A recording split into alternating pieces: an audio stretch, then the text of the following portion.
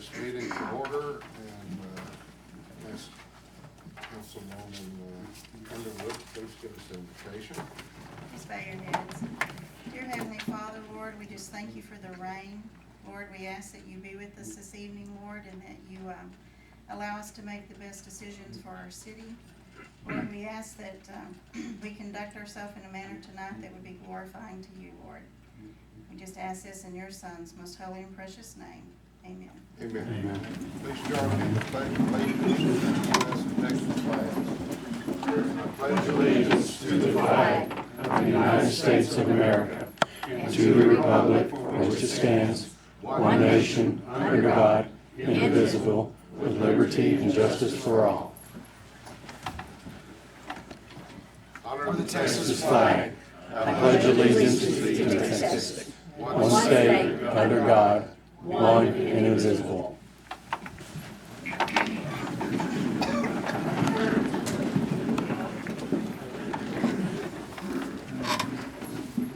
Item number one is to conduct a public hearing regarding the city manager's proposed fiscal year 2015-2016 annual operating budget. Consider the proposed fiscal year 2015-2016 property tax rate increase and announce the date, time, and place when a vote to adopt the tax rate will be taken. So I will open this public hearing at 6:01.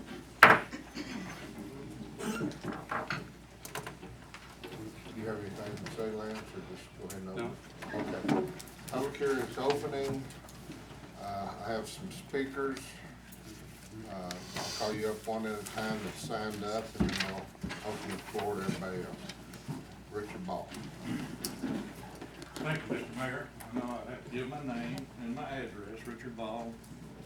I live at 3503 North 281 when my wife will allow me to come home. I'm also president of Mineral Wells Industrial Foundation, and the action that y'all are going to be taking on the budget affects the Industrial Foundation tremendously. And one thing I wanted to make the council aware of, we are basically out of land in the industrial park that's behind Midtown campus. If you've ever driven out there, we've got a full house out there. So we've got to find some land to buy, and that's going to be very expensive, number one. And number two, the city will have to put in streets and utilities and what have you like that. So we hope and pray that you don't cut our budget. And then number two, I had one of our industries call and asked that we recruited from out of state, and I'll let her say what she would like to say, but she volunteered to come on our behalf. So that's what I have to say. Thank you. Tracy. Just state your name and address. You got 3 Tracy minutes. Kirsch. I live at 22 Cliff Drive. I'm the president of Electromedical Products International. We were recruited by the Industrial Foundation to relocate from Los Angeles to Mineral Wells in 1994. We've been here 21 years. Would not be here if it wasn't for the Industrial Foundation and the Area Growth Council through Mr. Steve Butcher. I strongly urge you guys to fund the Industrial Foundation. I would urge you to double their budget and not take the money away. We moved to Mineral Wells with 5 employees. I have 26 employees now. We've grown 7-fold since we've been here. We make a medical device technology. It's called AlphaStim Technology. My husband developed the technology. The company was started in 1981, so we're 34 years old. This is prescription technology in the United States. It's indicated for pain, anxiety, insomnia, and depression. We just, in April of this year, started our second 5-year contract with the U.S. government. So we sell a lot of these guys to the VA and the Department of Defense. I've got about 30 independent reps around the country. I've got a team of science consultants. We're proud to be here, and we wouldn't be here without the Industrial Foundation. So they did a great job getting us here, holding our hands, getting through all the ins and outs. I have paid tens of thousands of dollars in property tax. I have personally given hundreds of hours of volunteer time. I think we're a good corporate citizen, and any of our nonprofits that needs assistance, All they have to do is ask. So I would be happy to assist the food bank. Right now, we're underwriting the swimming pool so the kids in this community can swim. I've sat on the Hope Board. I'm on the Texas Association of Business Board of Directors. So I think it would behoove us to bring in more industry, to bring in more taxpayers, and let the industry help our nonprofits to get their budgets under, and to bring jobs to the community so that you don't need the food bank as much as we have the food bank. So I couldn't be quiet. I wanted you guys to know of our success and that we're glad to be here, and would love to see more companies like us that aren't in the oil business that can bring some diversity to the business community here. So thank you. Thank you. Henry Cox, third. Well, I'm probably not as good a speaker as Tracy, I've been a follower before. I moved here in 1990 and had worked in New York City with the US Open and came here to be the tennis pro. Well, that lasted for a while, and then I started working with Venomatic, which was about 25 years ago. The interesting thing about it is Venomatic was 25 people at that time, and now we had 300 this summer. So we're a company that's grown a lot. I've done a lot in town. I helped start Leadership Mineral Wells. I work with kids. I still do counseling. I'm 70 years old, and I still love this town. Part of the thing that really made me stay was the economic development team. We needed companies. We were bringing them in. A lot of us worked as teams. We said, hey, what a great town, what a great place to live. Right now, I'm interviewing about 50 people a week that don't have jobs. And some of them are coming from the shelters, some of them are coming from Hope, some of them are coming out of prison. It's incredible the number of people that don't have jobs. We have to pull together. We have to bring more companies in. This is one of the best ways to do it. I think we need to get everybody to volunteer an hour in town and see what we can do to make this thing grow. We have to rally. We have to be together. I know you guys have a busy night. I appreciate you guys for serving.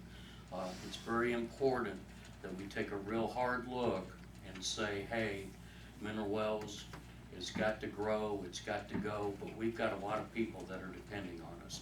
So let's not let the community down. Thank you very much. Thank you.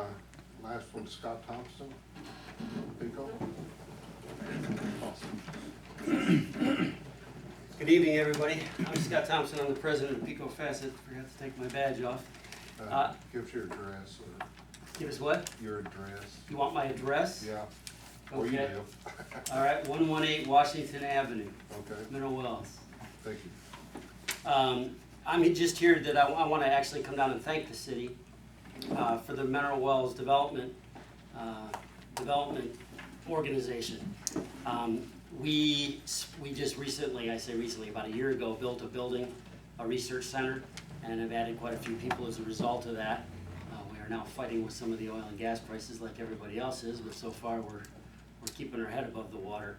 And we wouldn't have been able to put that building in if it wasn't for the city and for Steve Butcher and the folks that worked with us and were very patient over 3 years until we could get it approved, and helped us negotiate with the state and get some subsidies from that perspective. And we just wouldn't have that building, and in fact, it's possible that part of us wouldn't even be here at this point.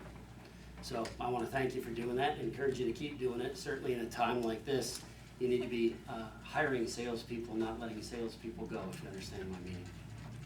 Thank you. Thank you, Scott.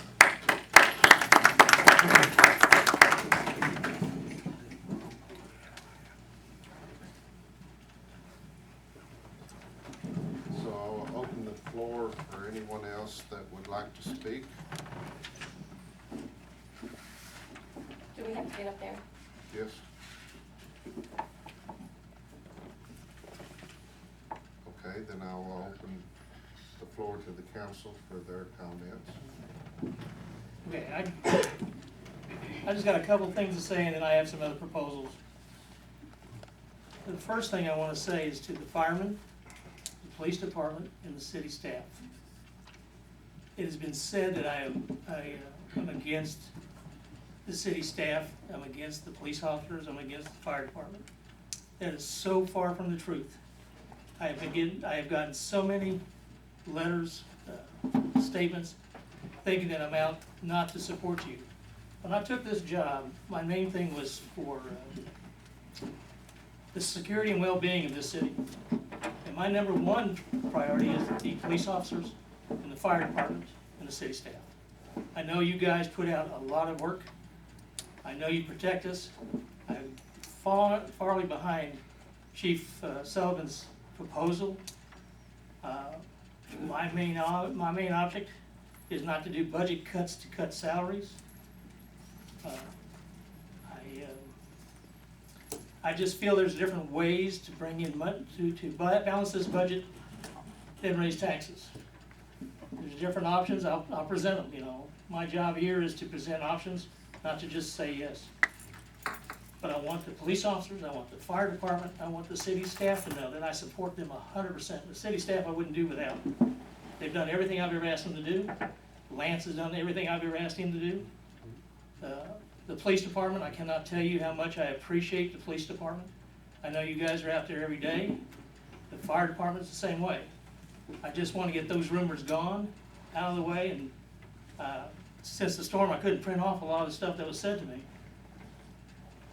But I'm here to support, and I'm also, the other thing is to grow the city. And so I have different ideas of how things are going about, and that's all I'm up here for, is to grow the city, offer my ideas, but I wanted to get that out.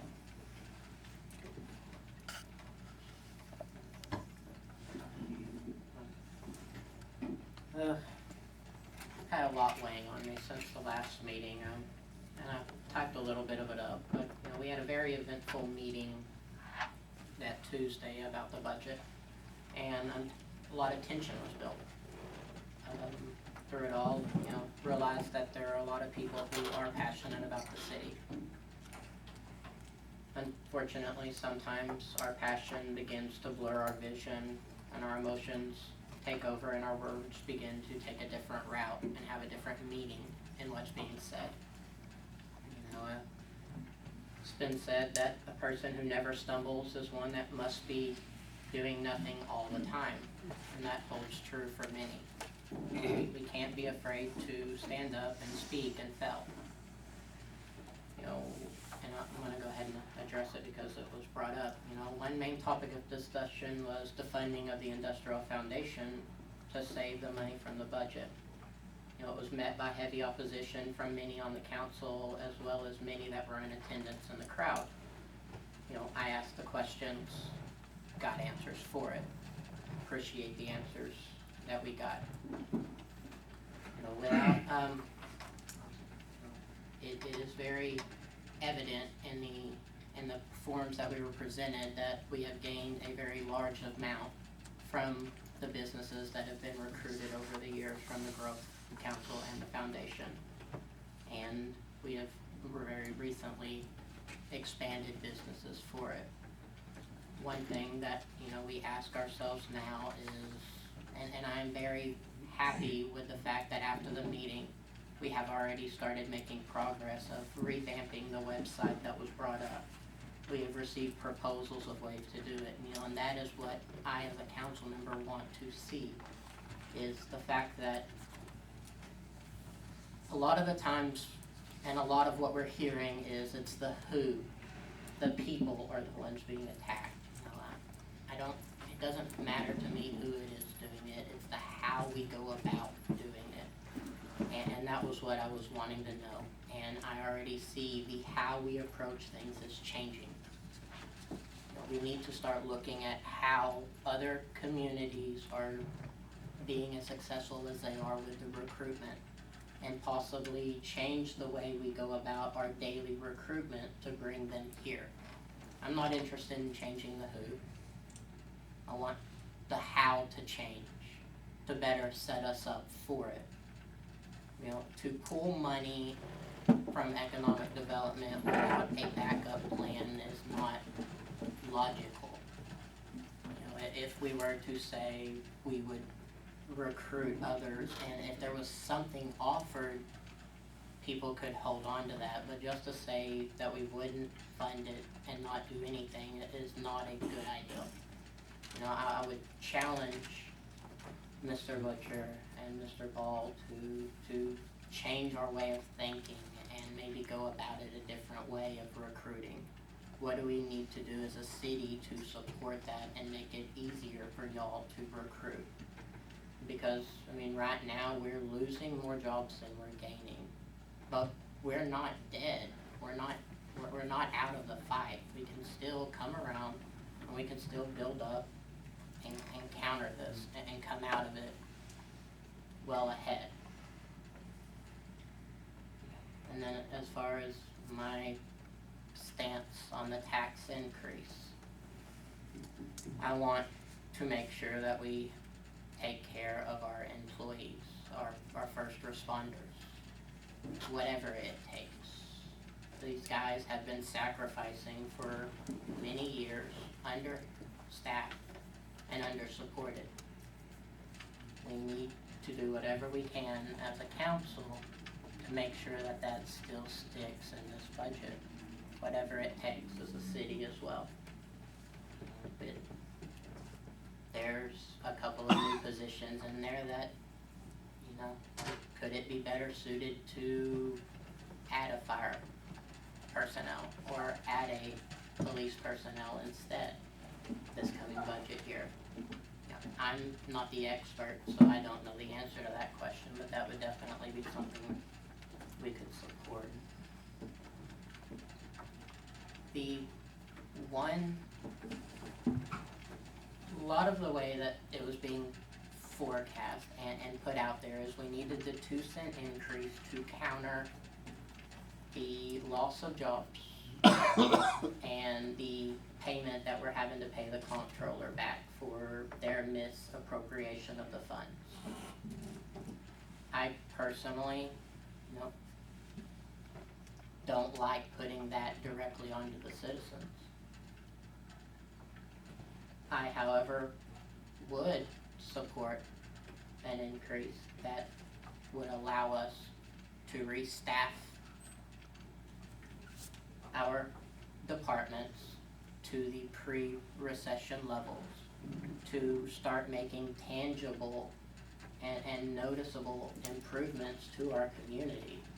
But that's not what was talked about. It was talked about replacing lost monies and paying back the comptroller, which has to happen. Undeniable, it has to happen. But fact of the matter is, you can't make improvements without the funds. So how do we go about getting the funds? What do we do? And that's something we have to think about this year. As far as when we rework the budget, how are we going to set ourselves up for the future? Because that's what we need to start doing. We need to start making our decisions based on where we'll be a few years from now. Because right now we are doing a good job of getting along. But we've got to start thinking in a different mindset to get better and to get where we could be as a community. It's like I said, it's a lot of the complaints and the attacks that we see on Facebook and anything dealing with the newspaper is it's always made personal. It's always made about who the person is that is on the council making the suggestions or who it is that's on the growth council. And we've got good people trying to do a good job. What do we need to do to better support them and to get us moving forward? It is what I challenge each of us with, is to think about it. What is it that we need to do? How do we need to go about doing things differently?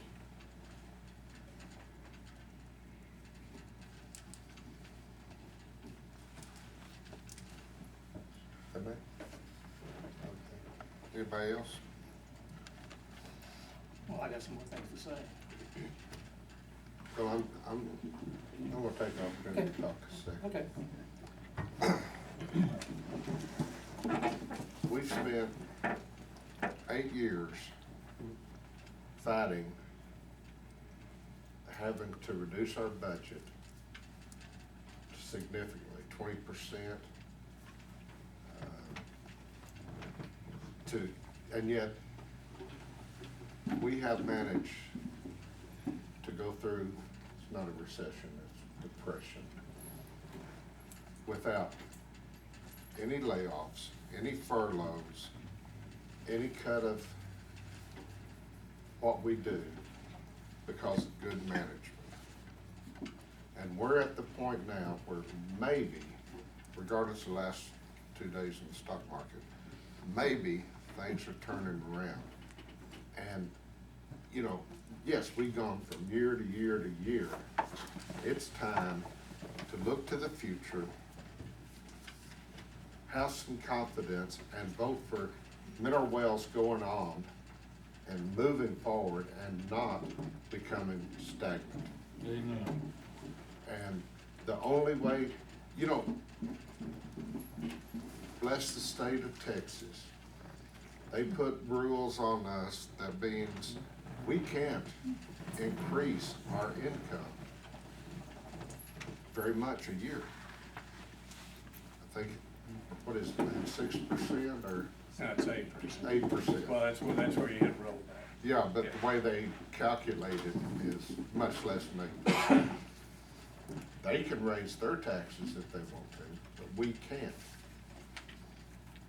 And what we raise, we're not a big portion of the taxes people pay. We're one of the smallest. And you can't go forward if you're not afraid to invest in the city. And that's, you know, we can't bring in an industry. I mean, we want to bring somebody in and we're not willing to invest in our city, they're not gonna come here. It's just as simple as that. Amen. So we need to stand up, quit representing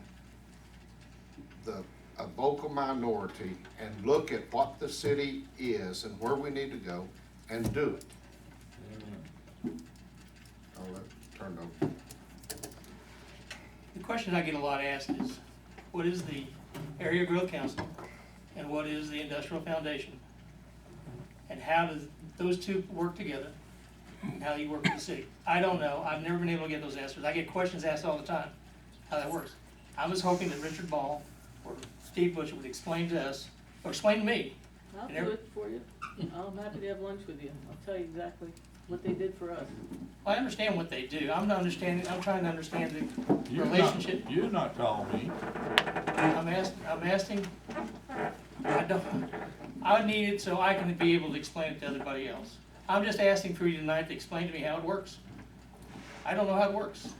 And there's a lot of people ask me how it works. It doesn't work. I can't explain it. It's gonna take a while. I'm willing to listen. If nobody else wants to listen to it, that's fine. I mean, I get that question all the time. What's the relationship between you two? And how's it work with the city? I don't know how it works. Well, that's primarily the reason I've been trying to get you to meet with me for the last 2 or 3 months, but you don't want to come meet with me. That's not true, Mr. Butcher. That's not true. And don't say that in open court when something's not true. I've met with you and I've met with Lance. My name is Steve Butcher, and I'm at 72 Northwest 7th Avenue. And I've called you on any number of occasions. I've said, come over, let's talk about this, but I'm too busy. I don't have time for this, I'm just covered up. We also had a meeting scheduled with you the other day that you canceled. I canceled that because of if this is gonna be an attack on me, let's go. I'm just telling you, I canceled that meeting because it was dealing with the website. And once we got the contact of the website, that's fine. I think the choice that y'all picked for the website is excellent. It's none of your business. Pardon me? I sat here at this meeting and heard everybody vote that he already had it in his budget. You have a representative on the Industrial Foundation. It's Mayor Mike Allen. When I was a city council member sitting in your seat, sat on the Area Growth Council for 5 years as the representative for the city council. I'm Connie Ball, and I live at 3503 Highway 281 North.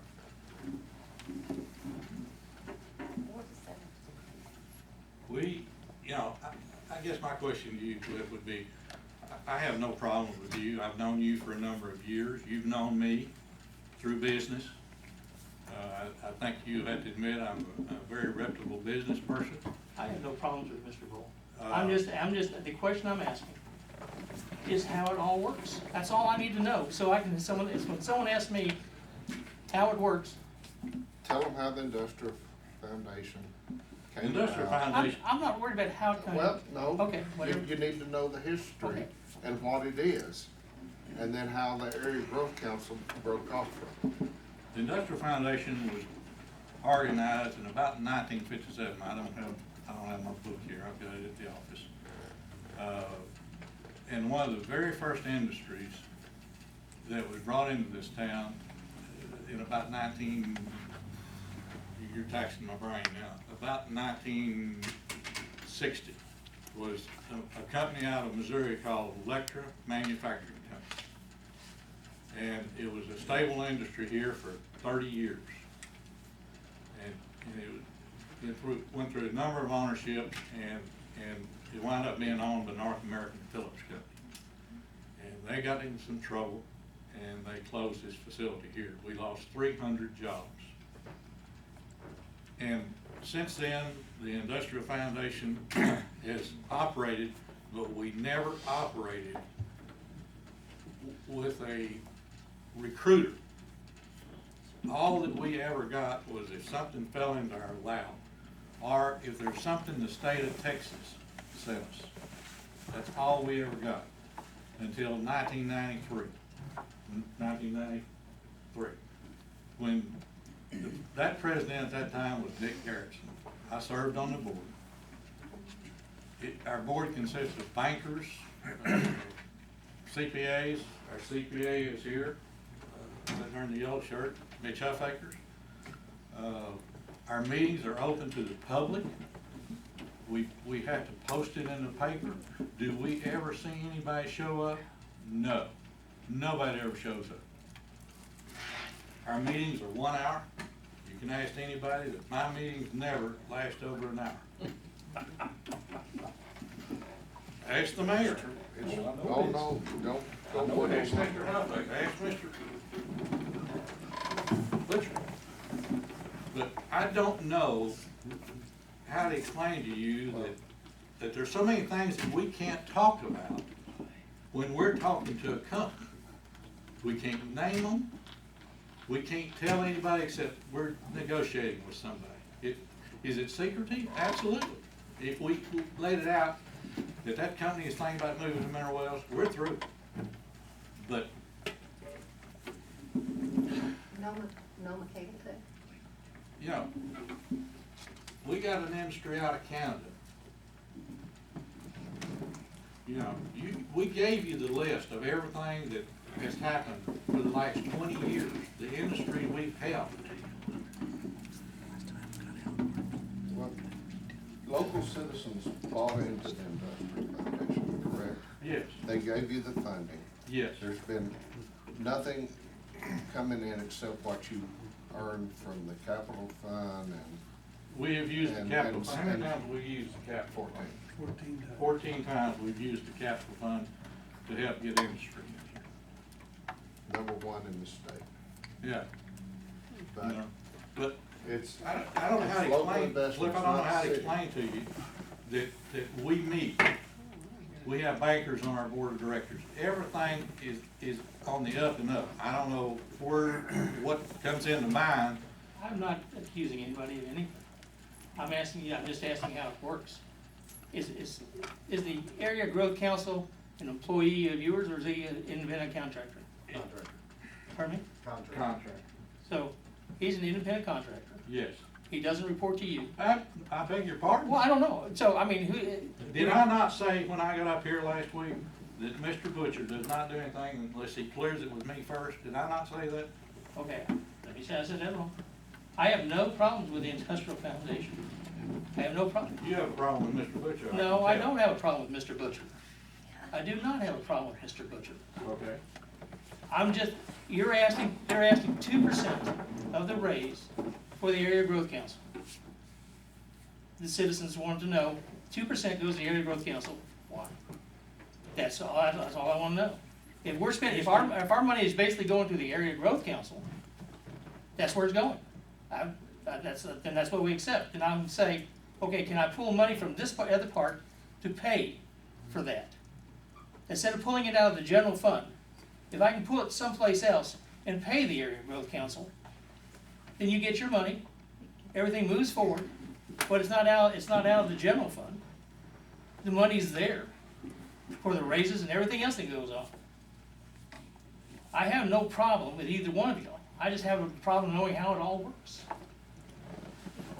And so, if he's an independent contractor, great. According to the papers you gave us, all that money is going to the area growth council. Okay? How does that work? I'd just like to know accounting of how it all comes about. I think the citizens have the right to know where their money's going. I have no problem with it. We have been very open and above board. Our meetings are open to the public. You're welcome to get with Mr. Huffaker and look at the books. He's our CTA. Again, Mr. Ball, all I'm saying is, I want to know where the money's going. I understand the area growth council. I've been spending the last 2 weeks, not the area growth, I've been spending the last 2 weeks on the internet, understanding how you guys work, what's going on. The Mineral Wells Industrial Foundation, I understand what you guys do. I think it's a great thing that you do, how you bring companies in here. I have no problem with that. I think it's a great process how you bring companies in. When people ask me, what's the difference between the Area Growth Council and the Mineral Wells Industrial Foundation, how those two work together, I don't know. And so, the money that we're giving for the 1%, the 2% raise is all going to the Area Growth Council. I just wanted to know why. It's not, that's what I was asking. We contract with Mr. Butcher, okay, to go out and find industries for us. And he has done an absolutely amazing job. And again, I If said, you look at what we presented y'all last week, at the number of industries that we've gotten, and let me just say this, for the size of the town we are, we have done very well with industry. We're not gonna get the 300 to 400 to 500 industry. We're gonna get from the 25 to 150 industry. That's where we're gonna get. And we have been working on one for probably a year, Molten Lava. We only know the name. We've been working on that thing for at least a year. We don't know if anything will ever happen to it. But we spend numerous hours working on industries to try to get them here, and sometimes they go by the wayside. and I understand that, and I talked to you last time about that. I don't wanna know all your little deals, or deals going on.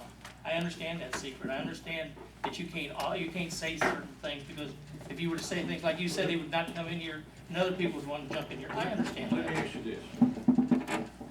Trying to get a grip. Do you wanna look at the CPA's books on what Mr. Butcher made? Is that what you wanna know? No, I have that. You gave that to me. I have all the numbers I want. I crunched all these numbers the last 2 weeks. And I looked at the different levels of what flat we had, what negative numbers we had. I crunched all kinds of numbers off this thing. I got what I wanted. That I've never had before. I got what I needed. I just needed to know how this all works together. And if we're gonna keep that, that's fine. It works very efficiently together. That's fine. I'm just saying, I would look at a different way of bringing money in to pay for that, instead of out of the general fund. That's what I was But looking you and at. I and Mr. Butcher, Mr. Huffaker, sat down one day and answer all your questions. That's fine. Make a list of what you want answered. And you let me know what day is good for you, and I'll make sure that we get it set up. Go ahead to Mr. Ball. Mr. Ball, is membership in the Industrial Foundation currently closed? Not that I know of. Okay, if I wanted to join the Industrial Foundation as just an average citizen of Mineral Wells, what would it cost for me to be a member of the Industrial Foundation? There is no cost. There is no cost. Okay.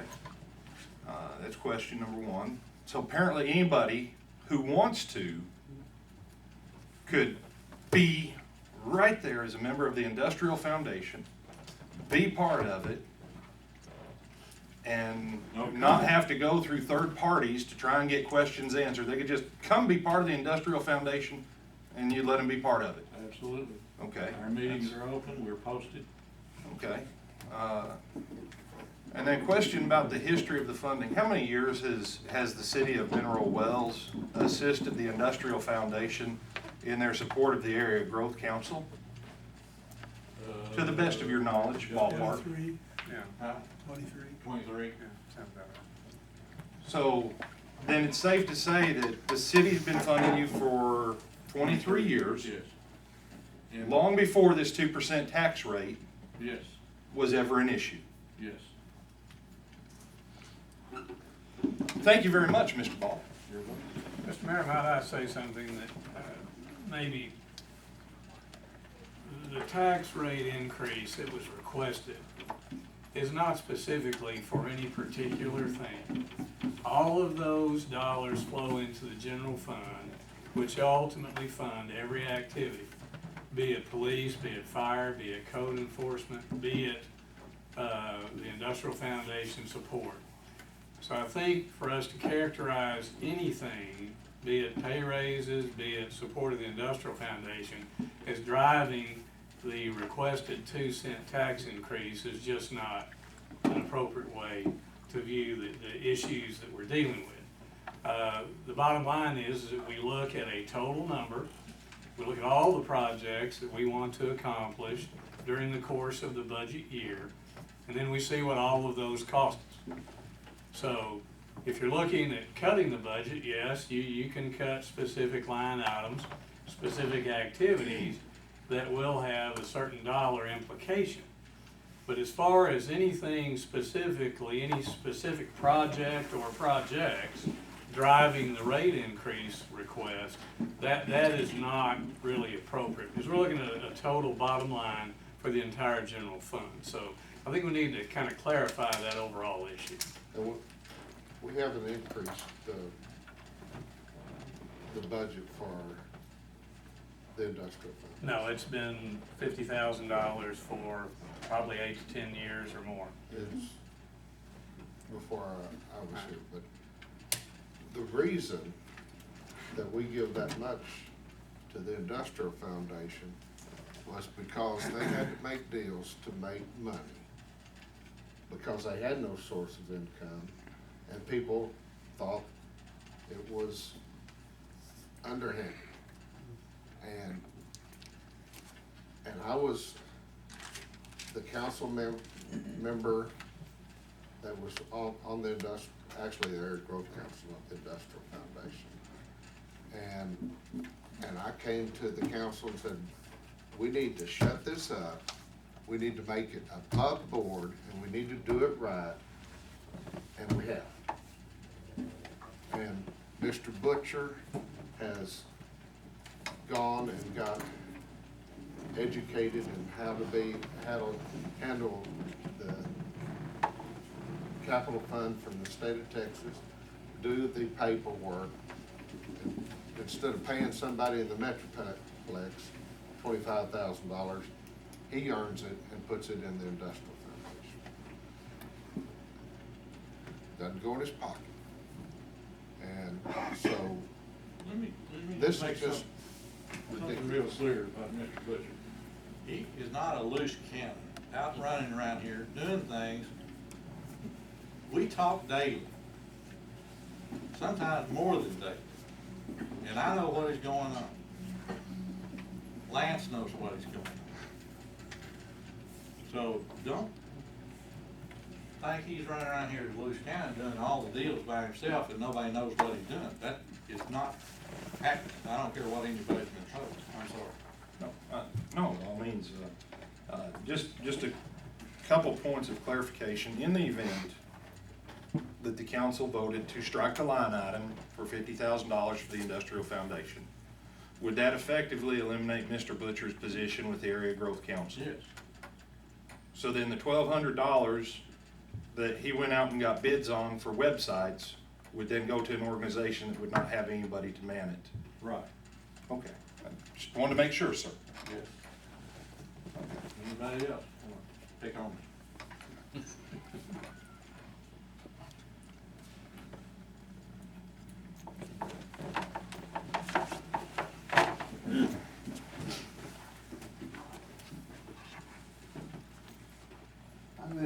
My name is Charles Thompson. I live at 506 Travis Drive.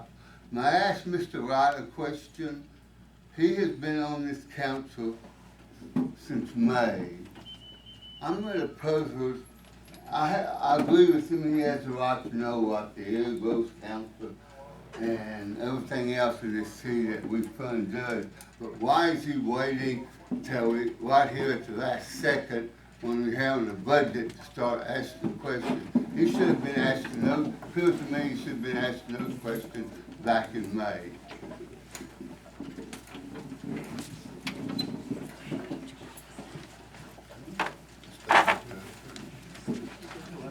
This doesn't look good. Can I answer that? Should I answer that? I'd be glad to answer your question, Mr. Thompson. I have lived in this city 10 years. I've studied it, I've liked it. My wife's family has been here for over 90 years now. So I understand the city. I just didn't start doing this 2 weeks ago. When I ran for this position, again, I studied what was going on. I didn't come up here just totally ignorant of what was happening in this city. I've asked questions. I had my ideas what was going on. I want clarification of stuff. My job, I feel my job up here is to fully understand and to represent the people that put me up here. I didn't just start 2 weeks ago. I put my time into this city every day. I ask questions every day. And I do not wait till the last minute to understand what's going on. I research what's going on. I ask people what's going on. And I made a comment to one of the council members up here, and it'd be an interesting thing Sunday when you read it, is that there's not a manual that comes with this job. I'd like to have a manual who knew what I was getting ready to get into, but I knew what I wanted to do, and I'm doing that. Yeah, I'm stumbling, I'm making mistakes, and I'm asking the questions. You know, it's not over, but I just didn't start this 2 weeks ago. Just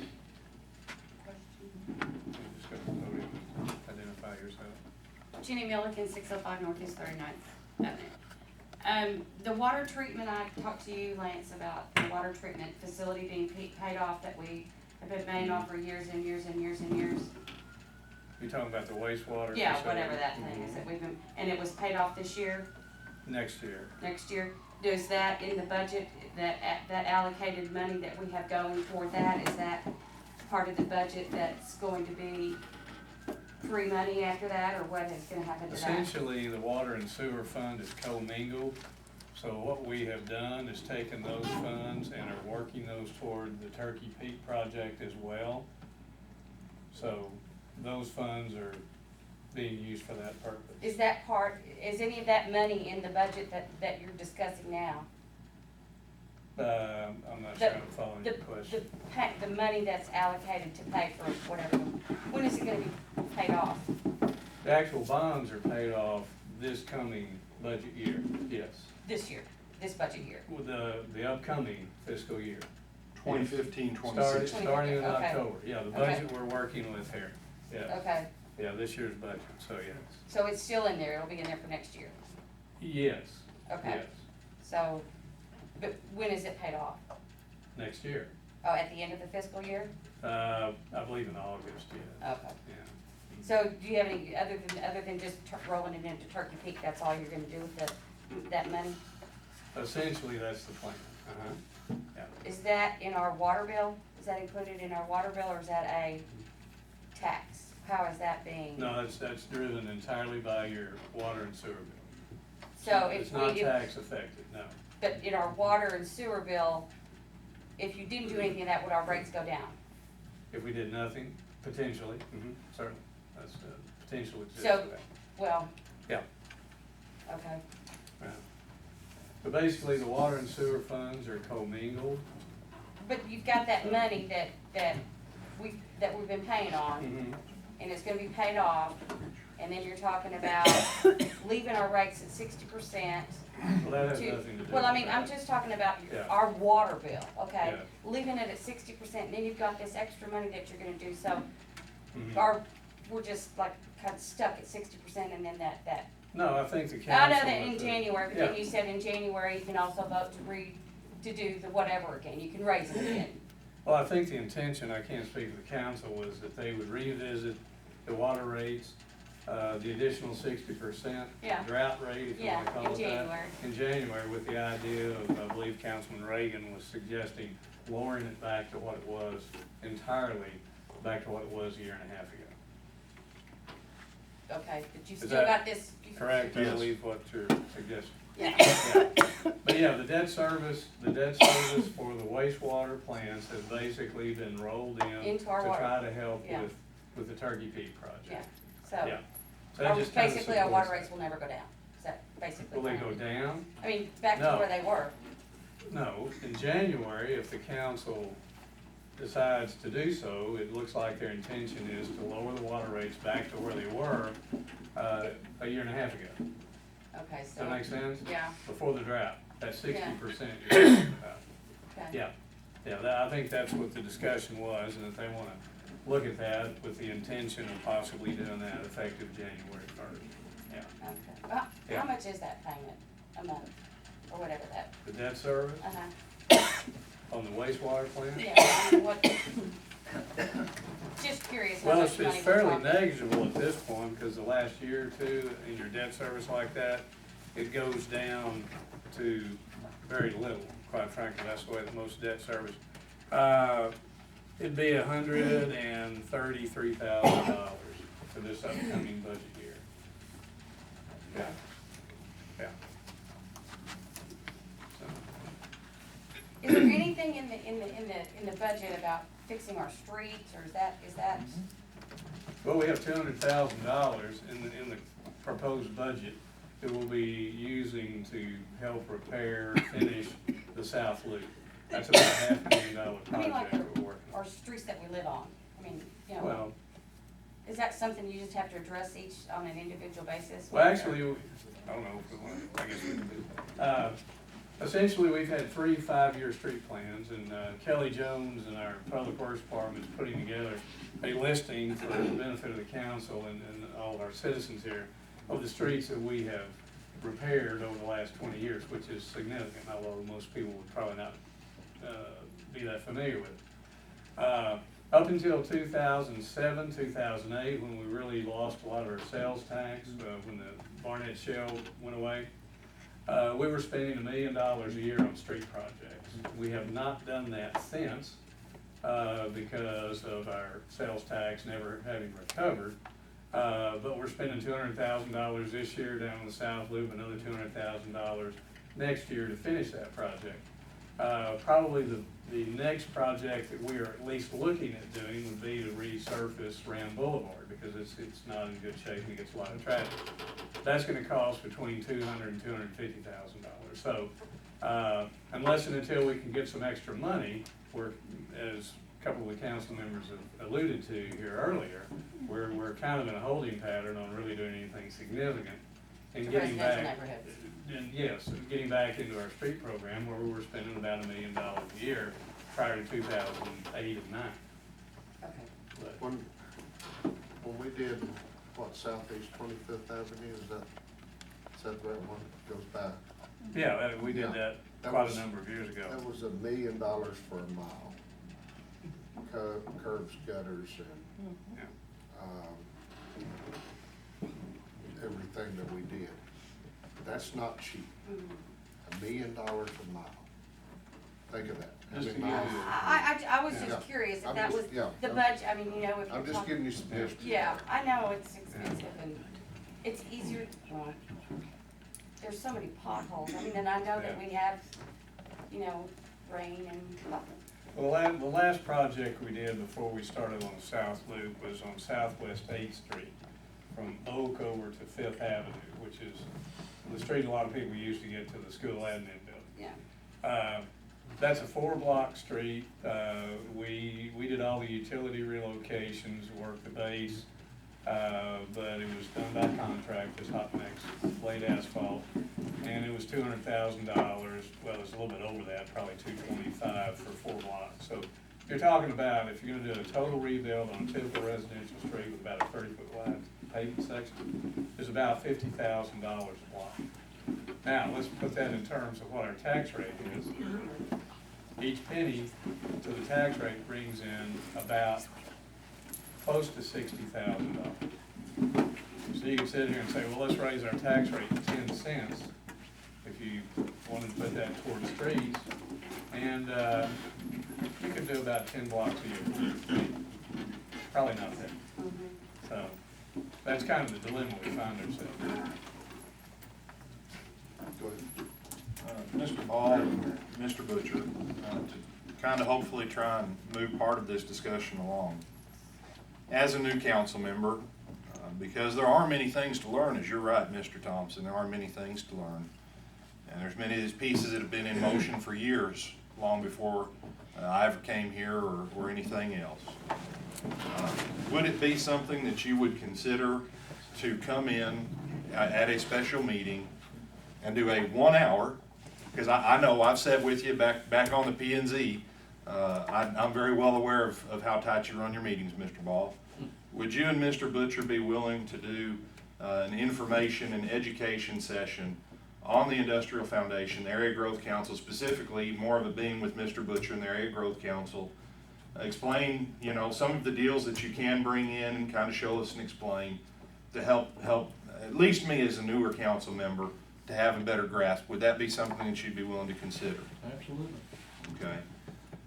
Because, you know, ladies, well, Madam Council Member and gentlemen,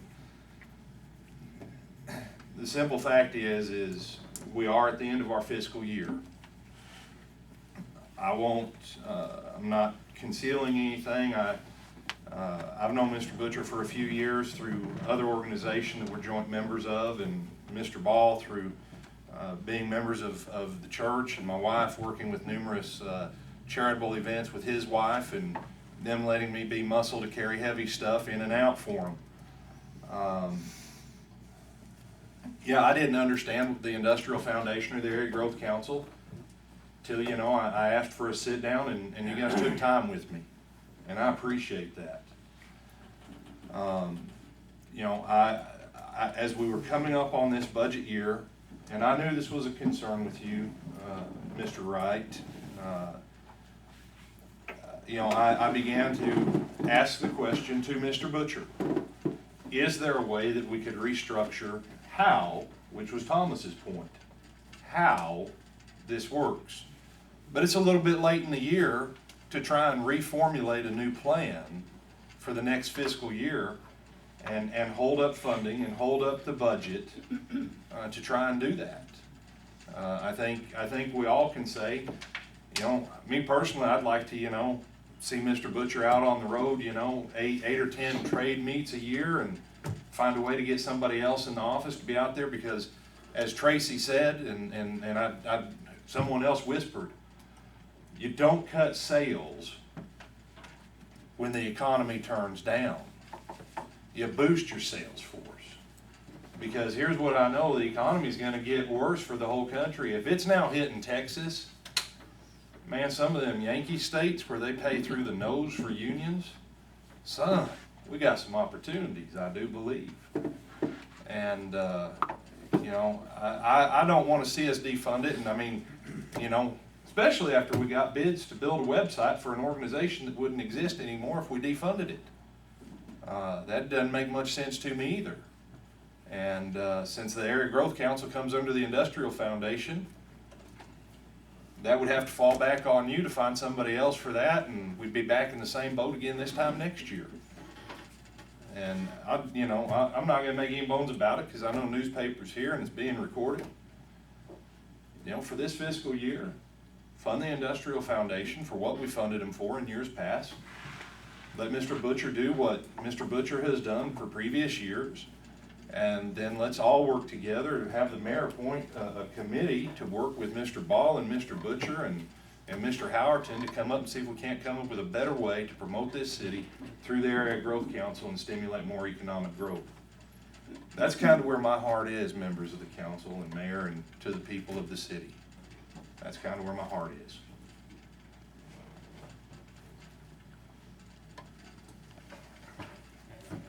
Anybody else in the council?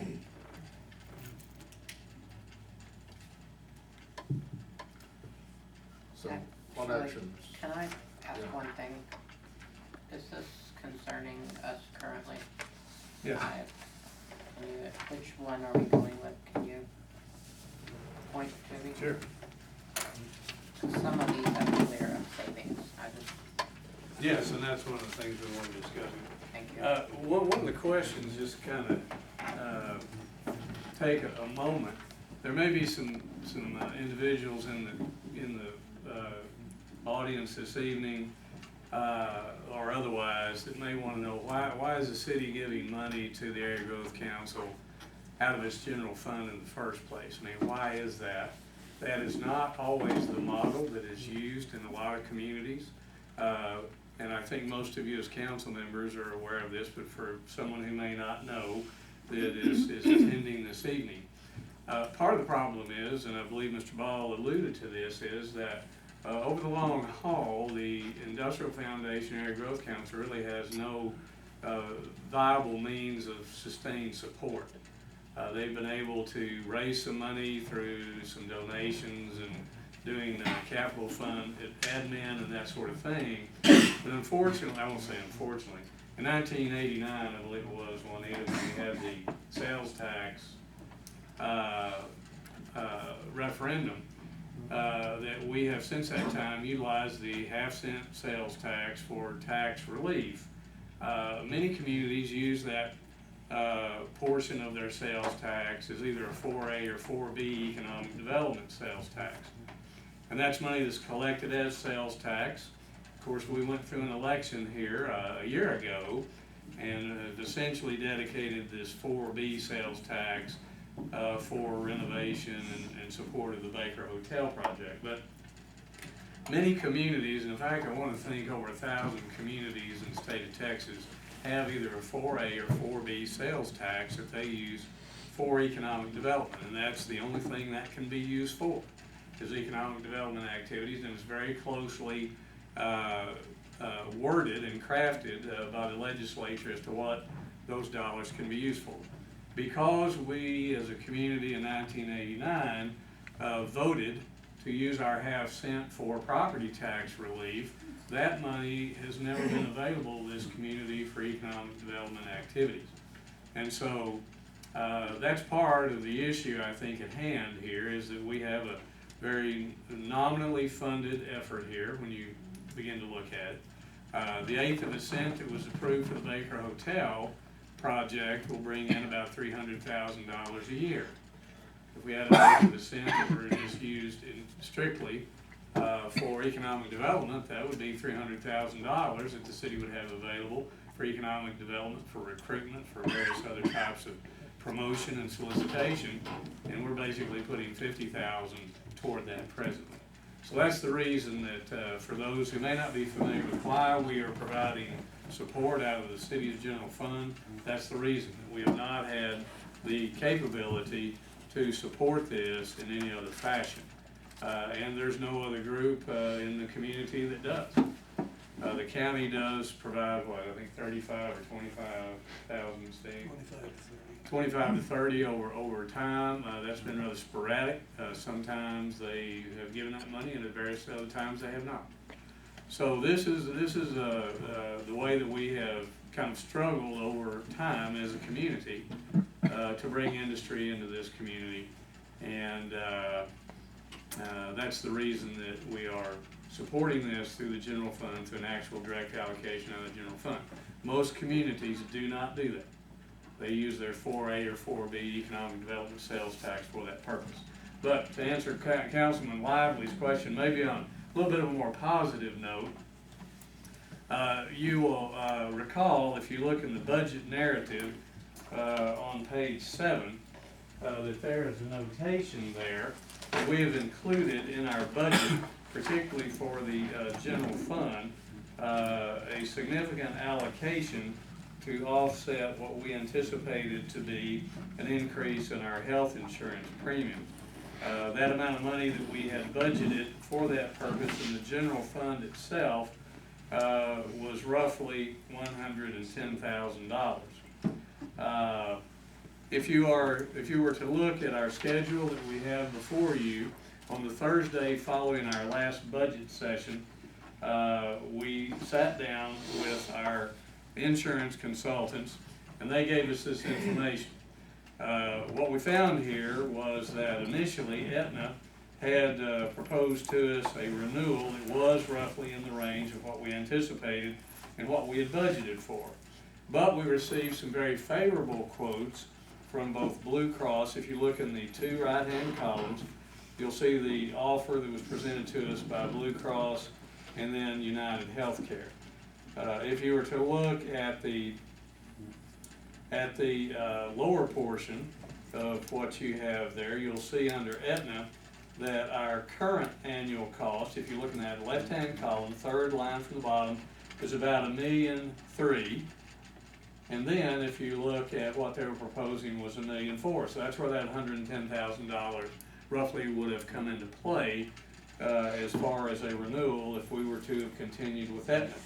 If you look at the Blue Cross number there, you'll see that it is actually below, and also the United Healthcare quote is also below what our actual cost is presently.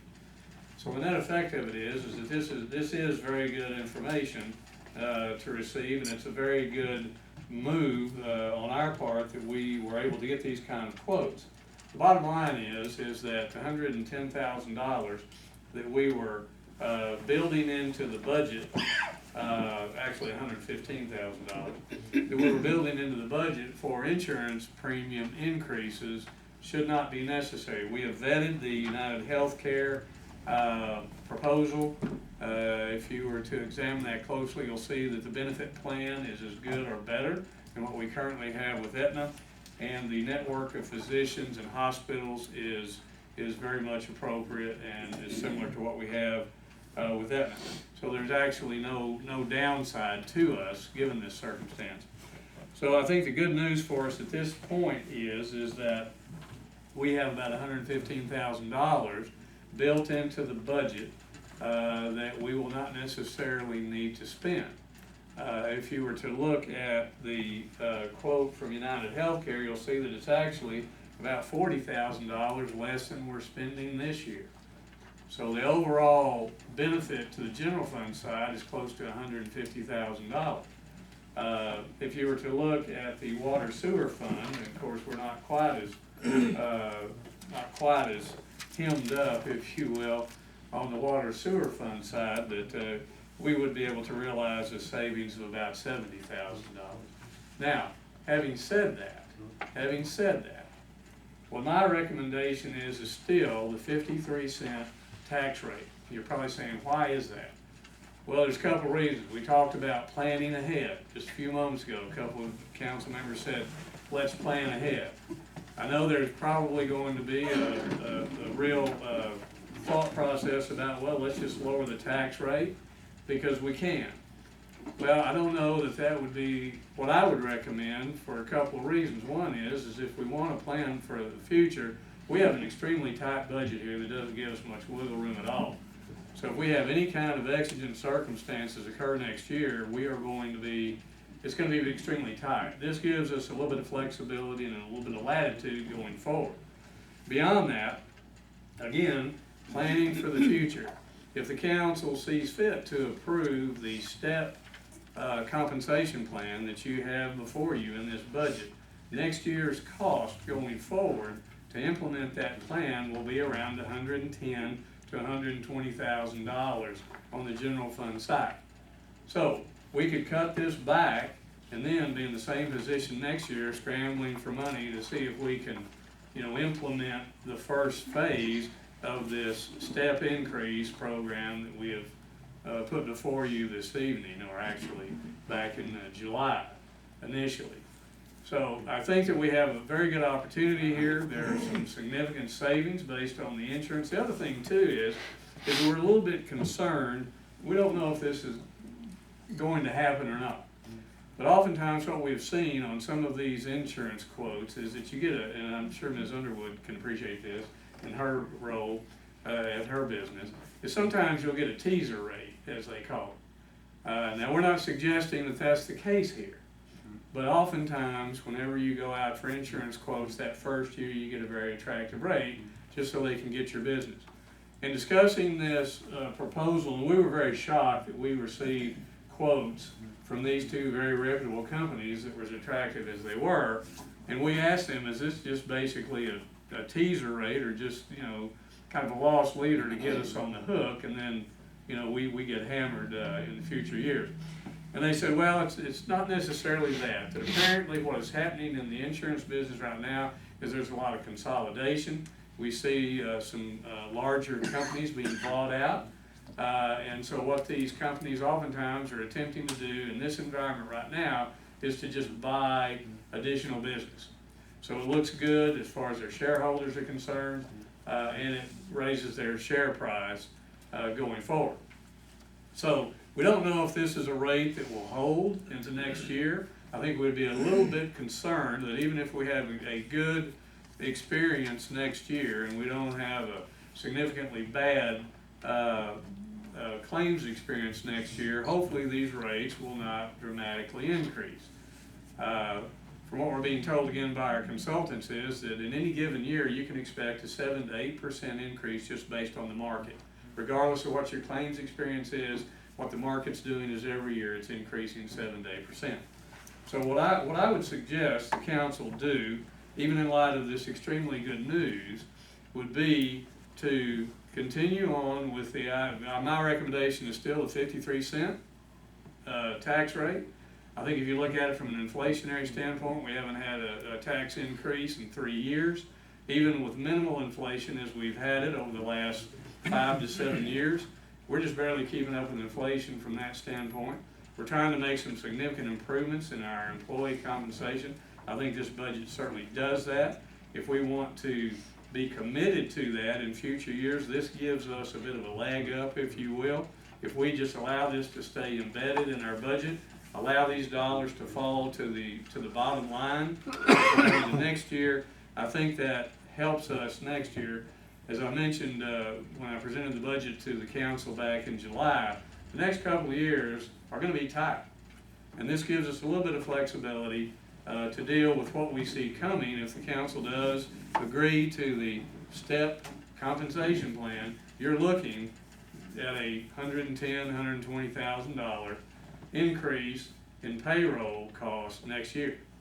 So this gives you an opportunity to kind of build toward that if we leave this embedded in the budget going forward into next year. So this is very good news. This frees up, significant dollars in both the general fund as well as the water sewer fund. I think it'd be prudent to allow that money to remain in the budget and allow it to be available for use in future years. Yes, sir. If I had to put this in a nutshell of what you've just presented, Mr. Howerton, the savings on this and changing plans would be of an immense benefit to all of our people. Yeah. They win with this plan no matter what, as I see the numbers.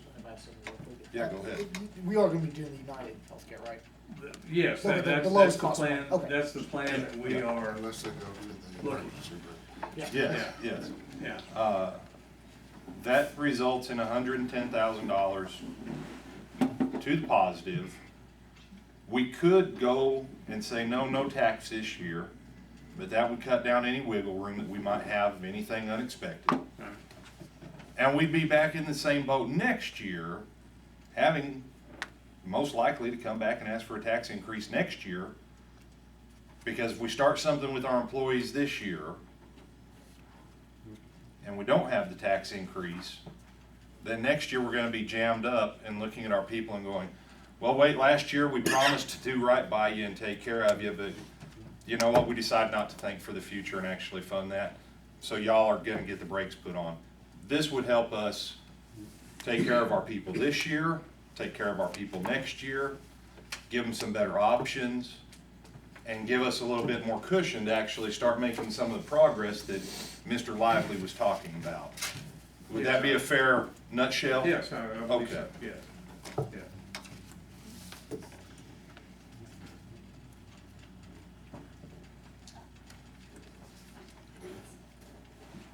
So, do we need, I just wondered, is the compensation if they get certificates or they go back to school, is that what, how does that exactly work for the employees that you've got the? Okay, the question is, on our compensation plan, if you had an opportunity to look at it, it's a combination of base salary increases as well as building in additional pay for licensure and certification. If you have your budget there, that last page in your budget speaks to the issue of licensure and certification pay. So, in some instances, the schooling is pretty much the responsibility of the individual employee. Like, we pay for bachelor's degrees, associate's degrees, master's degrees, and so forth. Typically, those folks are gonna either have those or not, or get them on their own relation. By the same token, if you get a paramedic certification, for example, we don't pay for that. That's something that they pay for. Okay. On the water and sewer side, there are certain required licenses that they have to have in order just to operate the wastewater plants and water treatment plant. We do pay for those. Because they have to have that for the But they job. have to have that by state rule. Okay. But what we will do is if they continue to go up the ladder, even though we pay for that, we give them time off to go to those classes, their certification pay would go up. And the idea there is that we wanna help people, number one, through the base pay increases, but we wanna increase the professionalism, and the skill level of our employees, and to recognize those employees that have gone that extra mile, if you will, to improve their skill level and their professionalism, and they're gonna get, incentive pay as a result of that. So, now what I would say, and Chief Sullivan put this together, and I think you and I talked about this on the phone.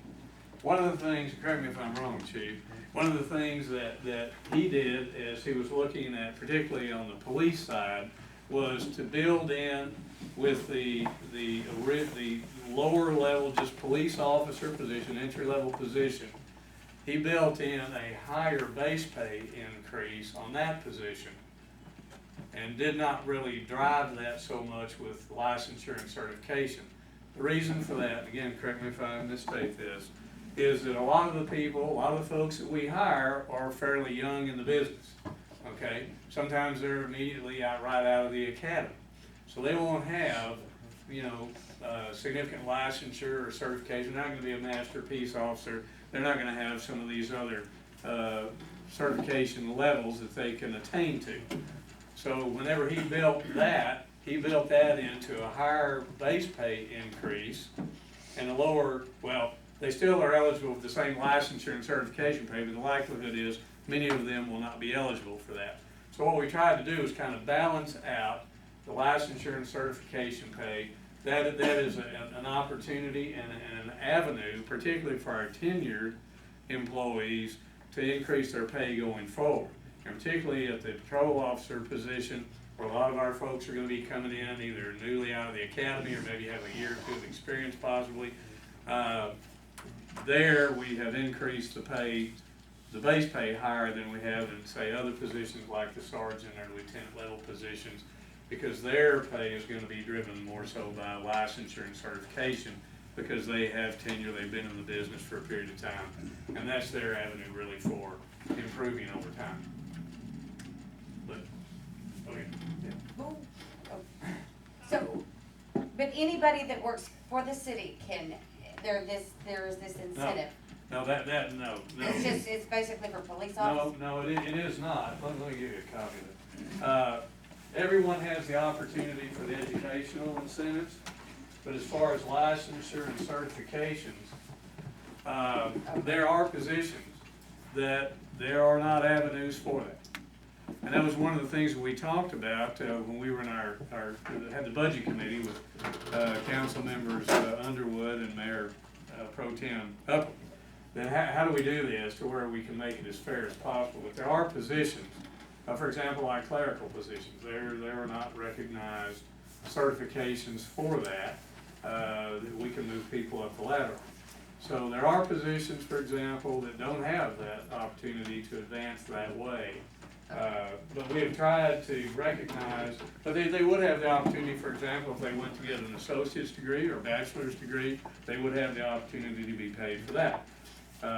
We also, if you look on page 59, you'll see that if you have a vocational, technical, or trade license, that makes you eligible for licensure or certification pay. So if you're a master plumber, for example, and work in our facilities maintenance department, we would recognize that licensure, and you would be paid for that based on the level of licensure or certification that you have. So we've tried to make this as broad as we can to touch as many positions as possible. Quite frankly, there are just some positions that there are not certifications or licensure opportunities for. Finance director is an example, right? That's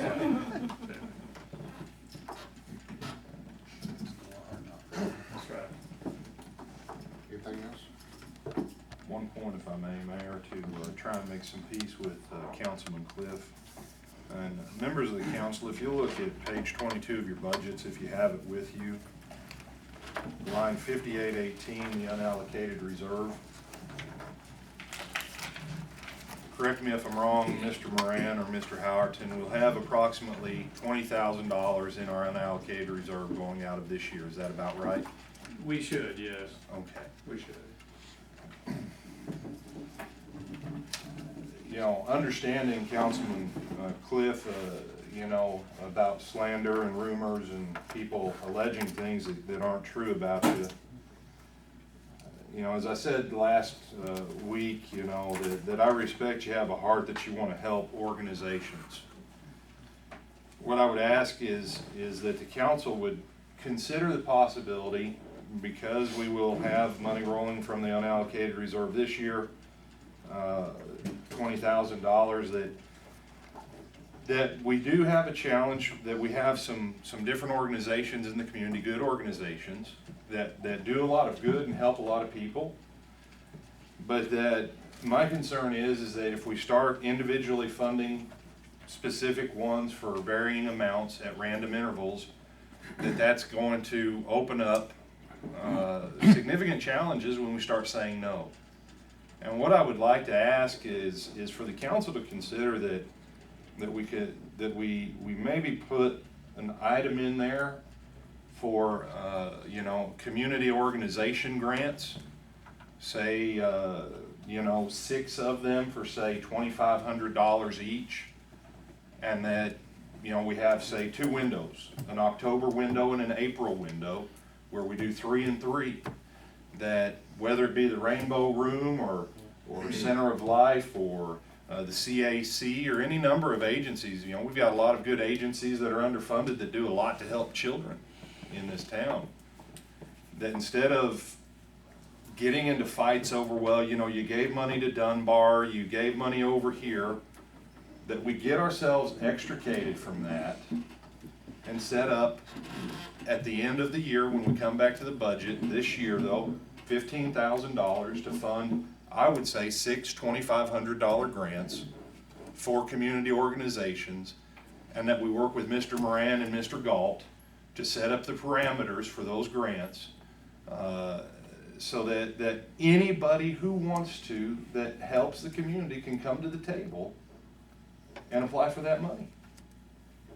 Instead of just getting ourselves, because how are we going to say yes to one group for one amount and no to another group?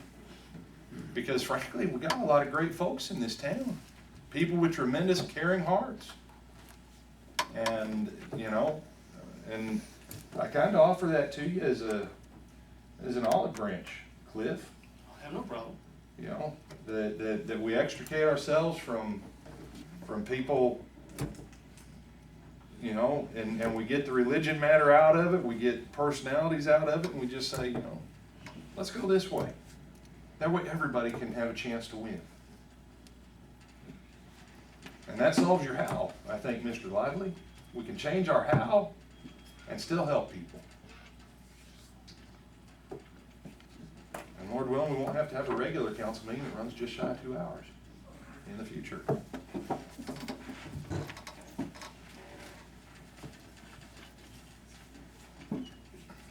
That's all, Mr. Mayor. So, what action do we take tonight? Well, I you know we can gotta set the date. close the public hearing for this evening, but yes, you do need to announce the date, that the tax rate, whatever that ultimately may be, will be adopted, and that should be September the 15th. Can I ask you a question? Certainly. If the council decides to do it, as you mentioned it, and that's what you want, if we decide to go to the 53 cents, that changes the parameters again, is that not correct?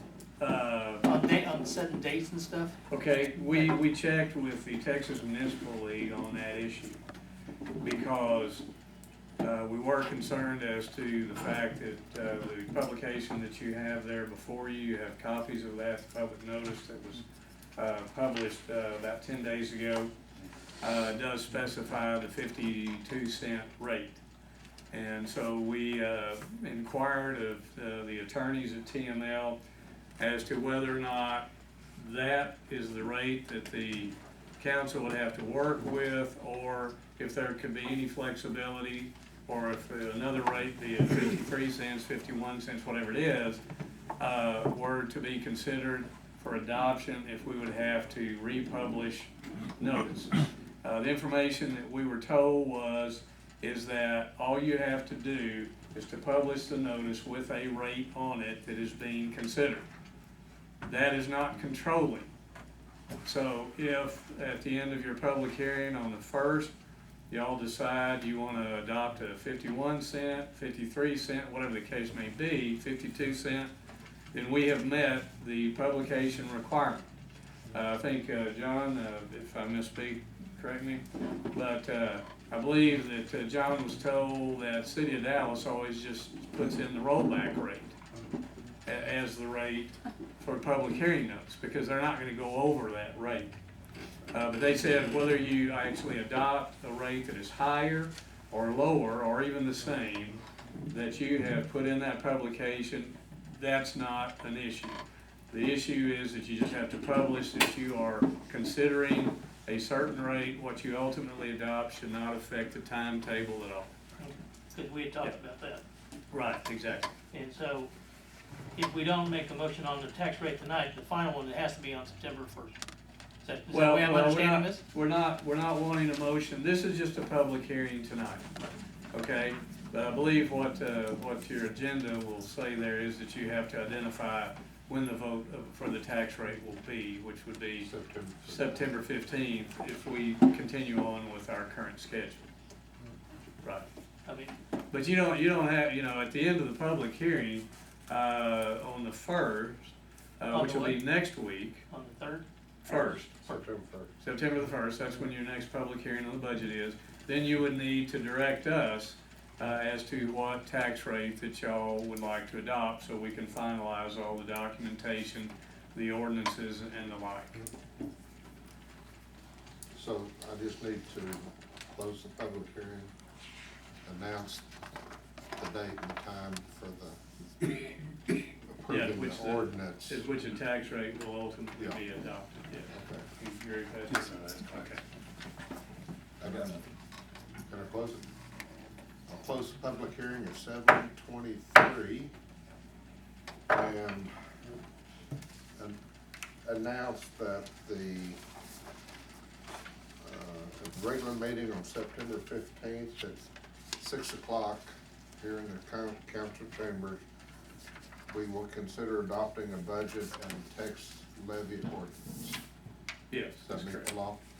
That's correct. And September 1st, we still have a meeting. Yes, you have your second public hearing if you look at the notice there. The second public hearing on the tax rate. And at the conclusion of that public hearing, we would need some direction on what the council recommends as the tax rate to be adopted. On the 15th. 15th. Yeah. Yes. Item number 2. Move to adjourn. Meeting's adjourned. Thank you for your time. I looked at this, I was like, oh, that's what she's talking about. No, man, it's I was like, go on there.